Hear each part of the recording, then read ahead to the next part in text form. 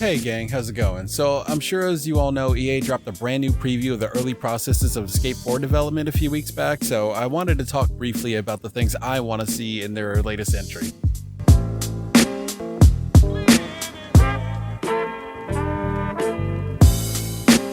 Now, being pretty far removed from the genre, EA gave us a lot of time to think about this topic. I just want to start by saying that I frankly feel just a bit dubious about the timing of the announcement. It kind of feels as if they're capitalizing on the buzz other games have cultivated in their absence. Both Session and Skater XL have seen a fair amount of traction in the time that Skate has been away, and it kind of feels like EA thought this might finally be a safe time to release a brand new Skate game, despite fans calling for this for years now. But that's where I'm going to leave that. I'm not going to get too much into it because at the end of the day, I won't complain that much. For me, more skateboarding games are always a good thing. I don't care if they come in the form of Skatebird, Skate City, or whatever else hits shelves. I'm mostly just glad people want to keep making games about skateboarding. Hell, at this point, I'd buy an Olympics game if it had skateboarding.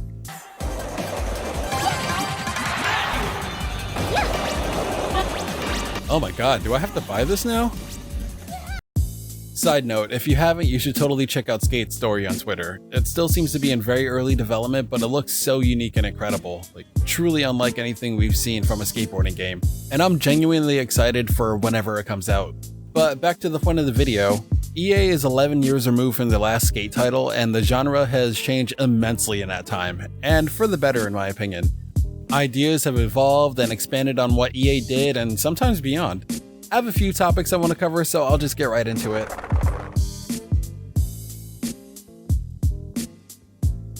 Outside of, let's say, Tony Hawk's Pro Skater and its countless clones, I don't really think very many skate games have really figured out transition. We haven't really gotten good and proper transition skating in one of these more sim-like skateboarding games, and I feel like Skate came very close to something new and effective with their transition pumping system. It felt right. It felt mostly good, but transition tricks still felt off. Sometimes, no matter how straight on you went, the game just said fuck it, and yeeted you halfway across the quarter pipe, upside down, or landed as close to flat as possible, killing any momentum you've gained. The game features a fairly complex and varied grab trick system, so it'd be really nice to see the whole thing somehow optimized. There's a strong base there, I think they just have to clean it up.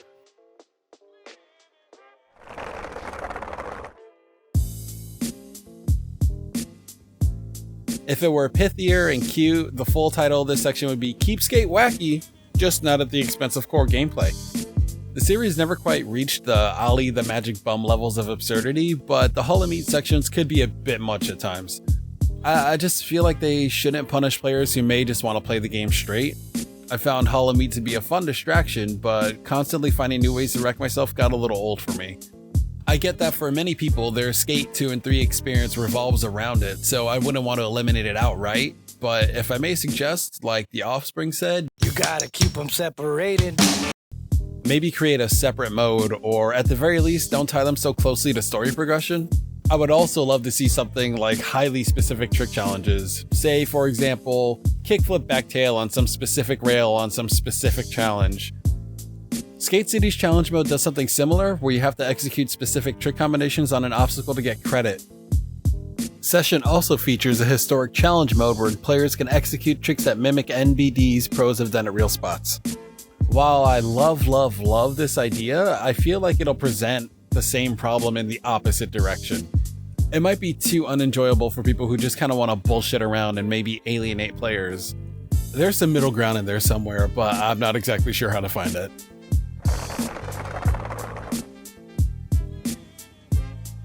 The maps of San Vanalona, New San Vanalona, and Port Carverton were huge and filled to the brim with little spots and all sorts of fun things to discover. But games have gotten infinitely bigger, and EA has the scale and budget to do an even larger open world, or perhaps multiple hub worlds a la Dragon Age and Mass Effect Andromeda. With different cities, skate spots, and ever-evolving skate parks to grab inspiration from, we could see large, gorgeous maps that will put beautiful and scenic San Vanalona to shame. I'm sure the benefit of next-generation hardware isn't lost at the devs of Full Circle.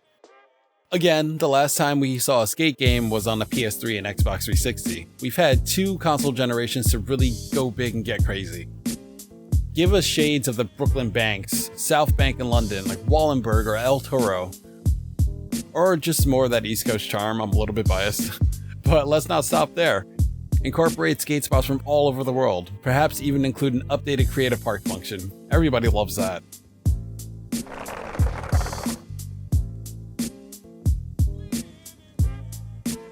Okay, so I don't actually know what it's called, but both XL and Session have a variation of a system where the board flips independently of the skater. The board runs on its own physics engine, and tricks will execute differently based on your inputs, making it so that potentially no two tricks look exactly the same. At this point, it feels like it'd be more of a quality of life update that skate desperately needs coming back into the field. Looking at the same flip trick animations can become dull and stagnant. To me, one of the best and coolest things about skateboarding is that no two people skate exactly alike, and it would be awesome if the new games could better reflect that. This is the kind of thing that could help reinvigorate the skate name and bring it into the future.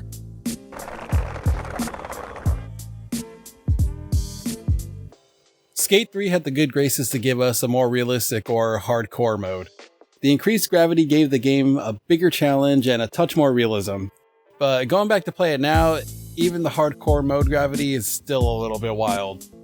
But between Dog Vinci's Double XL mod and Session's own stat menu and exorbitant customization features, EA should be able to adapt, evolve, and bring their own customizable experience.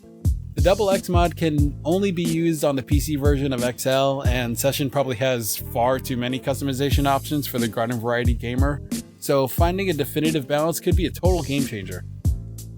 At the same time, I'm also admittedly conflicted.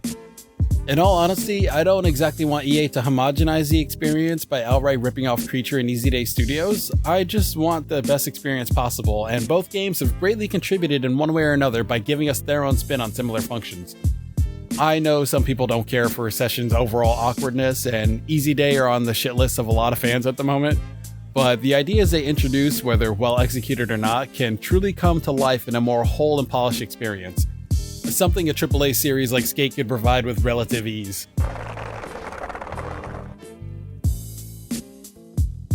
When Skate released in 2007, it introduced gamers to the Flick It system.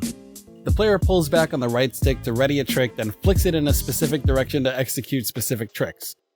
It felt genuinely intuitive and slick and made you feel like a boss when you figured out specific trick executions. Going back to it now, it can feel a bit dated, which is expected. It came out in 2007. But the idea behind it is still very strong.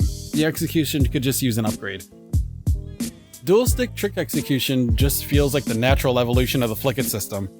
Contemporary games up the ante on what it feels like to play a skateboarding game.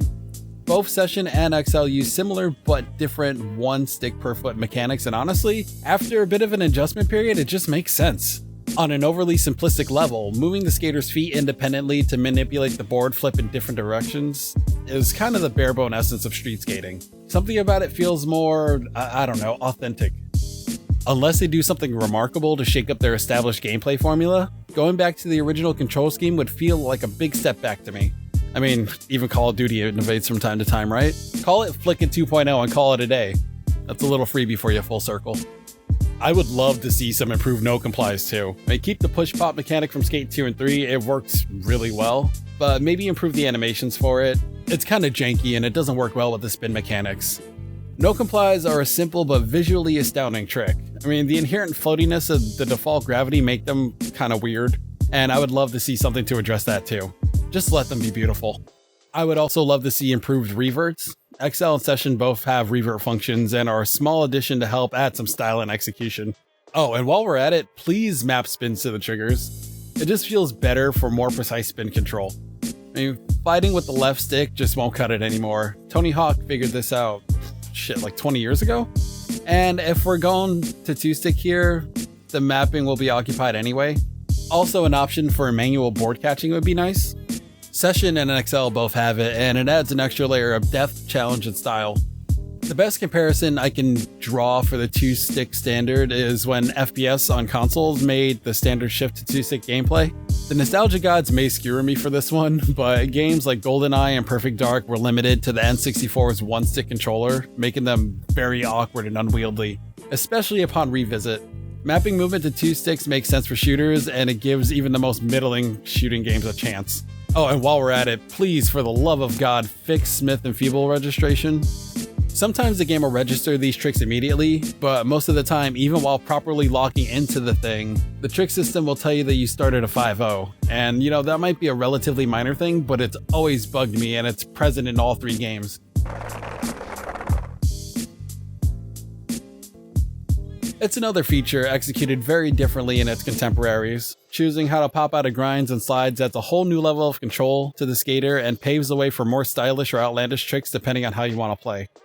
I personally never mastered this playing XL, but some people make it look like poetry in motion and it's fucking sick. There's just this level of smoothness to the execution that makes it look great and not out of place in real life skating.